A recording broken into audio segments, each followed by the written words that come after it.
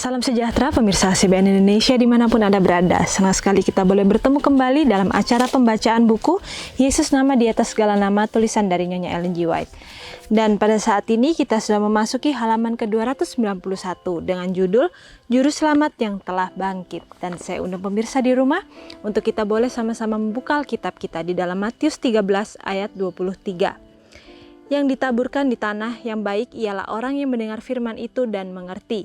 Dan karena itu ia berbuah. Ada yang 100 kali lipat, ada yang 60 kali lipat, ada yang 30 kali lipat. Dan kita masuk dalam inti pembacaannya. Ketika Kristus menjanjikan roh kepada murid-muridnya, ia sudah mendekati akhir pekerjaannya di dunia ini. Ia sedang berdiri dalam bayang-bayang salib dan penuh kesadaran beban yang terletak di atasnya sebagai penanggung dosa.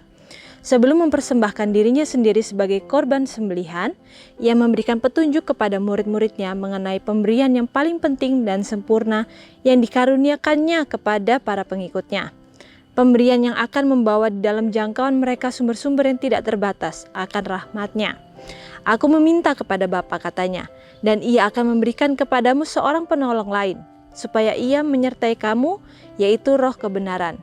Dunia tidak dapat menerima dia, sebab dunia tidak melihat dia dan tidak mengenal dia.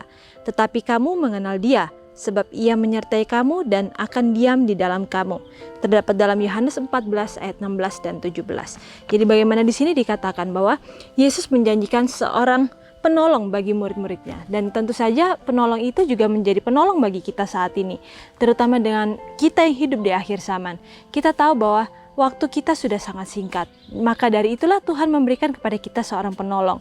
Bahkan di sini dikatakan kepada murid-muridnya itu, di saat Yesus sudah mendekati akhir dari pekerjaannya, ia menjanjikan seorang penolong. Karena ia tahu bahwa murid-muridnya ini tidak akan mampu jika tidak ada seorang penolong yang membantu untuk membimbing mereka. Jadi bagaimana di sini kita bisa lihat bahwa Yesus itu bukan hanya memikirkan pekerjaannya sendiri, tetapi ia juga memikirkan bagaimana pekerja-pekerja yang selanjutnya, yang akhirnya akan meneruskan setiap pekerjaannya itu. Dan bahkan di sini juga dikatakan, ia sedang berdiri dalam batas bayang-bayang salib dan dengan penuh kesadaran beban yang terletak di atasnya sebagai penanggung dosa. Jadi bagaimana di sini dikatakan bahwa Yesus itu sebagai penanggung dosa. Kita tahu bahwa untuk Yesus mencapai status penanggung dosa itu, begitu banyak hal yang ia harus korbankan. Bagaimana ia yang mempunyai kedudukan yang tertinggi di surga itu, ia harus melepaskan. Ia tidak mempertahankan kenyamanannya, tidak mempertahankan keamanannya. Bahkan ia rela untuk memberikan semuanya itu, untuk menjadikan dirinya seorang juru selamat bagi setiap manusia yang sudah jatuh ke dalam dosa. Dan kita tahu bahwa kita tidak akan bisa diselamatkan oleh siapapun kecuali oleh Sang Pencipta, yaitu Yesus Kristus itu sendiri.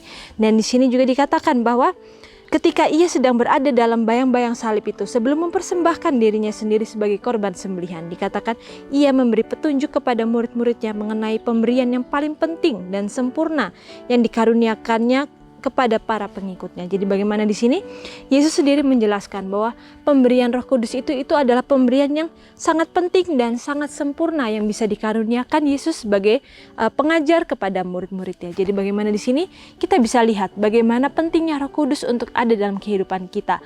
Karena ketika Roh Kudus masih ada dalam kehidupan kita, ialah yang bisa menahan kita untuk selalu mengingatkan kita ketika kita ingin berusaha untuk memilih jalan-jalan kita atau berusaha untuk menyimpang dari jalan-jalan Tuhan. Maka tugas Roh Kuduslah yang selalu mengingatkan kita dan memberikan arahan kepada kita supaya kita berbalik kepada Tuhan dalam jalannya yang benar. Tetapi justru kita seringkali mengikuti jalan-jalan atau keinginan-keinginan hati kita yang akhirnya justru membawa kita jauh daripada Tuhan. Kita perlu ingat bahwa Tuhan tidak pernah meninggalkan kita, tetapi pilihan-pilihan hidup kita lah yang justru seringkali membawa kita jauh daripada Tuhan. Dan di sini juga dikatakan bahwa pemberian yang akan membawa di dalam jangkauan mereka sumber-sumber yang tidak terbatas akan rahmat-Nya. Jadi bagaimana di sini dengan jelas dikatakan bahwa Roh Kuduslah yang akan membawa kita kepada sumber-sumber yang tidak terbatas. Bagaimana mungkin dalam pemikiran kita tidak akan mampu untuk melakukan sesuatu hal. Tetapi Roh Kudus selalu menguatkan kita, membimbing kita, sehingga kita bisa melakukan hal-hal yang mungkin akhirnya di luar pemikiran kita. Bagaimana kita bisa bertobat di luar pemikiran kita. Mungkin saat ini kita tidak bisa terpikir bagaimana kita bisa mempunyai hidup yang kudus, bagaimana kita bisa menghidupkan karakter Kristus yang ketika ia berada di dunia ini, ia sudah mencontohkan kepada kita. Kita tidak mungkin terpikir bagaimana kita bisa mempunyai karakter seperti itu, karena kita tahu bahwa Yesus itu adalah seorang yang sempurna dalam karakter. Dan kita adalah manusia yang penuh dengan cacat celah. Kedagingan kita itu seringkali mendorong kita untuk tidak menuruti perintah-perintah Tuhan. Tetapi di sini dikatakan pemberian yang tidak terbatas inilah yang akhirnya akan menuntun kita ketika kita mau untuk mengizinkan Roh Kudus itu menuntun kehidupan kita. Bahkan di sini kita perlu ingat, ada firman Tuhan yang menuliskan bahwa dosa yang paling berat adalah ketika kita tidak mengikuti tuntunan daripada Roh Kudus itu. Kita mendukakan Roh Kudus itu dengan cara kita berusaha untuk mengikuti keinginan-keinginan hati kita. Kita mengikuti pemikiran-pemikiran duniawi kita yang membawa kita jauh daripada Tuhan. Dan di sini juga dikatakan bahwa aku akan meminta kepada Bapa, katanya, dan ia akan memberikan kepadamu seorang penolong lain supaya ia menyertai kamu, yaitu Roh kebenaran. Dunia tidak dapat menerima dia sebab dunia tidak melihat dia dan tidak mengenal dia. Jadi bagaimana di sini dikatakan dunia tidak bisa menerima Roh Kudus itu karena mereka tidak mengenal siapa Roh Kudus itu. Tetapi kita perlu ingat, bukan berarti Roh Kudus itu tidak ada dalam diri setiap manusia. Karena kita tahu bahwa di luar sana begitu banyak orang yang masih diberikan Roh Kudusnya, yang akhirnya bisa mendorong mereka akhirnya untuk datang kepada Tuhan. Karena Tuhan sendiri mengatakan begitu banyak domba-domba yang berada di luar kandang, dan mereka bisa masuk ke dalam satu kandang ketika mereka mau mendengarkan tuntunan daripada Roh Kudus itu. Dan di sini juga dikatakan bahwa Juru Selamat menunjukkan waktu bila mana Roh Kudus harus datang untuk melakukan pekerjaan yang besar sebagai utusannya. Kejahatan yang sudah tertimbun berabad-abad lamanya harus dikalahkan oleh kuasa ilahi dari Roh Kudus.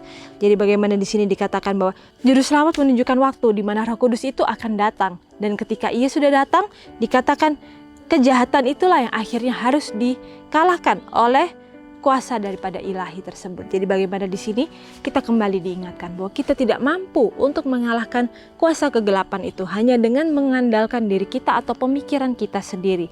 Karena kita tahu bahwa malaikat jahat itu adalah malaikat yang Tuhan ciptakan dengan begitu sempurna, tetapi mereka mengikuti keinginan-keinginan mereka. Mereka mau untuk menjadi lebih lagi daripada porsi mereka, dan di saat itulah mereka akhirnya jatuh. Dan begitu pula dengan kita. Kita juga adalah manusia yang diciptakan sesuai dengan gambar dan rupa Tuhan. Tetapi kita seringkali menginginkan posisi yang lebih. Karena kita merasa bahwa kita mampu, tetapi kita lupa bahwa kita ini adalah seorang ciptaan Tuhan. Yang seharusnya kita tidak boleh melewati batas yang Tuhan sudah porsikan dalam kehidupan kita. Dan ketika kita berusaha untuk melewati batas atau porsi itu, maka kita tidak ada bedanya dengan Lucifer dan teman-temannya. Dan di sini juga dikatakan bahwa apakah hasil dari kecurahan roh pada hari Pentakosta? Kabar gembira tentang Juru Selamat yang telah bangkit telah dibawa ke penjuru dunia yang didiami. Sementara murid-murid mengabarkan pekabaran anugerah penebusan, hati diserahkan kepada kuasa pekabaran ini. Sidang melihat orang-orang yang bertobat berkumpul kepadanya dari segala jurusan. Orang-orang yang murtad telah bertobat kembali. Orang-orang berdosa bersatu dengan orang-orang percaya dalam mencari mutiara yang mahal harganya. Mereka yang menjadi para penentang Injil yang paling gigih menjadi pemenang-pemenangnya. Nubuatan digenapi, orang yang tersandung akan menjadi seperti Daud dan keluarga Daud. Jadi begitu indah di sini. Firman Tuhan kembali mengingatkan bahwa hasil daripada kecurahan Roh Kudus itu adalah ketika orang-orang yang tadinya menolak, sepertinya mereka tidak mau mengikuti tuntunan Roh Kudus itu, tetapi di sini dikatakan mereka akhirnya bertobat dan kembali mencari mutiara itu. Jadi bagaimana di sini begitu indah bahwa ketika kita mau mengikuti tuntunan daripada Roh Kudus, maka kita akhirnya akan menemukan mutiara yang mungkin hilang itu, yang seharusnya kita bisa temukan, tetapi karena pilihan-pilihan hidup kita itulah yang membawa kita akhirnya tidak bisa menemukan mutiara itu. Dan di sini juga dikatakan bahwa mereka yang tadinya adalah penentang-penentang Injil yang paling gigih akhirnya menjadi pemenang-pemenangnya. Jadi bagaimana di sini kita tidak boleh selalu menghakimi orang-orang yang mungkin saat ini menjadi penentang-penentang Tuhan, tetapi mungkin pada akhirnya justru Mereka orang-orang yang akhirnya bisa selamat karena mereka mau mempunyai kerendahan hati. Tetapi kita yang mengaku pengikut-pengikut Kristus yang berada dalam kandang kita rasa, tetapi justru mungkin kitalah yang hilang. Sama seperti koin yang hilang itu, dikatakan koin itu hilang di dalam rumah sendiri. Jadi bagaimana di sini pun tidak ada hal yang menjamin kita untuk kita tidak hilang ketika kita berada di dalam. Tetapi melalui kerendahan hati itulah, melalui kemauan untuk terus mempunyai penurutan kepada Tuhan itulah, kita bisa mempunyai hati yang mau untuk diajar, mau untuk diubahkan hari demi hari. Dan di sini juga dikatakan bahwa Sakaria 12 ayat 8 dikatakan bahwa orang yang tersandung akan menjadi seperti Daud dan keluarga Daud, seperti malaikat Tuhan. Jadi bagaimana di sini dikatakan orang-orang yang tersandung ketika mereka mau untuk mengikuti Tuhan, maka mereka akan menjadi keluarga Daud dan bahkan menjadi seperti Daud dan bahkan seperti malaikat Tuhan. Jadi begitu indah di sini dikatakan bahwa ketika kita mau mengikuti apa yang Tuhan inginkan, maka Roh itu akhirnya akan ada dalam kehidupan kita. Bahkan kita pun akan merasakan suatu perubahan yang ada dalam kehidupan kita. Bahkan di sini juga dikatakan bahwa setiap orang Kristen melihat di dalam saudaranya kenyataan kasih dan kebijakan ilahi. Tetapi suatu minat yang besar, suatu pokok pelajaran dari perlombaan yang mengesampingkan hal-hal lain. Cita-cita orang-orang percaya adalah untuk menyatakan tabiat Kristus dan bekerja memperluas kerajaannya. Dan dengan kuasa yang besar, rasul-rasul memberikan kesaksian tentang kebangkitan Tuhan Yesus. Dan mereka semua hidup dalam kasih karunia yang berlimpah-limpah. Kisah Para Rasul 4 ayat 33. Di bawah pekerjaan mereka telah ditambahkan kepada sidang-sidang orang-orang pilihan yang menerima kabar kebenaran, menyerahkan hidup mereka kepada pekerjaan untuk memberikan kepada orang lain pengharapan yang memenuhi hati mereka dengan damai dan kesukaan. Tertulis dalam buku Alfa dan Omega jilid 7 halaman 40 dan 41. Jadi bagaimana di sini dengan jelas dikatakan bahwa dengan kuasa yang besar, rasul-rasul itu akhirnya memberikan kesaksian dengan hadirnya Roh Kudus itu. Bahkan setelah kebangkitan Tuhan, mereka dikatakan hidup dalam kasih karunia yang berlimpah-limpah. Karena mereka bisa melihat bahwa contoh dari kehidupan Yesus itu, ketika ia berada di dunia ini, ia memberikan kasih karunia yang begitu luar biasa terhadap orang-orang yang berada di lingkungan sekitar kita. Dan juga dalam lingkungan di sekitarnya pada saat itu, Yesus pun memberikan sebuah pengharapan yang bisa kita contohkan dalam kehidupan kita. Bagaimana ketika kita yang mengaku pengikut-pengikut Tuhan, apakah kita juga bisa memberikan pengharapan kepada orang-orang berputus asa di luar sana yang mungkin belum mendapatkan kesempatan untuk mengenal dan bertemu Tuhan secara langsung. Bahkan di sini juga dikatakan bahwa di bawah pekerjaan mereka telah ditambahkan kepada sidang-sidang orang-orang pilihan yang menerima kabar kebenaran, menyerahkan hidup mereka kepada pekerjaan Tuhan untuk memberikan kepada orang lain pengharapan dan memenuhi hati mereka dengan damai dan kesukaan.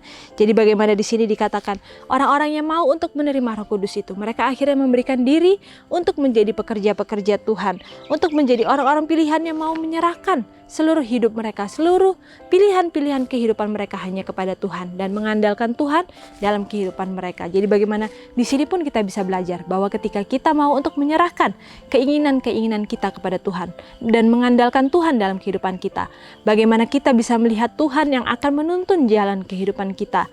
Dan di sini juga dikatakan renungkan lebih dalam. Apakah Roh Kudus sedang dicurahkan di atas saya? Jadi inilah yang menjadikan pertanyaan bagi kita masing-masing yang boleh kita jawab pribadi lepas pribadi. Apakah Roh Kudus yang sudah dicurahkan ke atas saya sudah saya terima, sudah saya izinkan untuk masuk ke dalam hati saya dan boleh mengubahkan hati dan pikiran saya. Dan sampai di sini acara pembacaan kita pada saat ini, biar melalui firman yang begitu singkat ini kita kembali diingatkan dan boleh dikuatkan untuk memilih di mana kita mau berdiri dan memilih apa tujuan hidup kita. Apakah kita mau menyerahkan seluruh kehidupan kita kepada Tuhan dan mau menjadi anak-anak Tuhan yang setia dan mau untuk melakukan setiap porsi ataupun bagian yang harus kita lakukan. Dan sampai di sini acara pembacaan kita pada saat ini, dan sampai bertemu kembali dalam acara pembacaan-pembacaan yang selanjutnya. Dan salam sejahtera, Tuhan memberkati.